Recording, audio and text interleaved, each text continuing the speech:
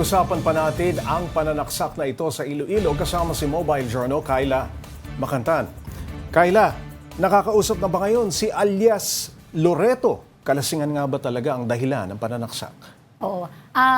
Fortunately, Pops J, yung nakausap natin na hepe nitong police station, kasama siya nung tinugis itong suspect. So, siya mismo, nakausap niya yung si Loreto.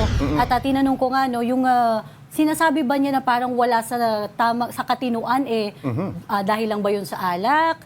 At may nakikita ba siya na mas malalim na dahilan? Sabi niya, mukha naman daw stable talaga itong suspect. Talagang meron din kasing history yung suspect na kapag nalalasing, yung term nga nila yung nagmamaoy. Kumbaga para naghahanap talaga ng gulo kapag nakakainom. So malinaw na hindi pinlano at walang balak talaga, no? Nasaksakin yung biktima kahit bago sila mag-inuman. Na-establish ba yun ng mga polis? Yes, Pops J. Kasi madami din yung mga kasama na kaibigan ng biktima. Bale, 6 nga sila na magkakasama no, na nagiinuman. At yun nga, binigyan pa ng pulutan. So very, hindi nila in-expect na talagang mauwi sa ganun. Na-imagine ko sa mga ganitong kaso, kapag kaanak, no, ang involved sa isang krimen, mahihirapan tayong kausapin, no? Yung mga relatives. Yes.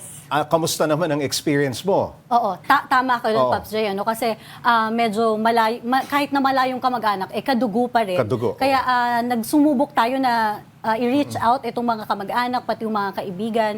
Pero wala pang nagpahintulot sa atin na magbigay ng kahit pahayag man lang regarding doon. Pero as per the police, talagang desidido yung immediate family nitong victim na sampahan talaga ng kaso. Itong Sampahan ng kaso. Yes. Pero tikom lamang ang kanilang mga bibig, hindi magbigay ng statement. Okay, ano ang posibleng parusa dito kay alias Loreto?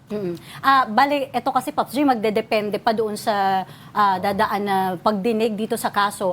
Pero ayun nga, sinabi naman ng mga pulis na homicide kasi yung isasampa sa kanya. So, ang kanina kasi natin nakausap yung pulis, tapos ang goal nila is today masampa na. So, ayun, bale, sa ngayon nandun pa sa custody nila, titignan pa kasi yan ng mga nasa itaas kung ililipat ba siya o kung ano pa yung mga susunod na hakbang dito sa paglilitis sa kaso. Nasa na ngayon ang labi ni Lester at kailan nakatakda ang paglibing? Yes. Hindi natin na-confirm kung kailan yung kanyang libing, pero yung kasing pinangyarihan nung insidente, nung pananaksak, hindi doon yung residence. So yung residence kasi taga Leon sa Iloilo. So mga nasa more or less 1 hour away pa kapag biniyahe. So, pero ang base doon sa mga nabasa ko na post ng kanilang mga kaanak, sa Leon, doon sa kanilang residence naman, mananatili yung bangkay. Doon ibuburol. Yung ibuburol, yes. Okay, maraming salamat. Mobile Journal, Kayla Makantan.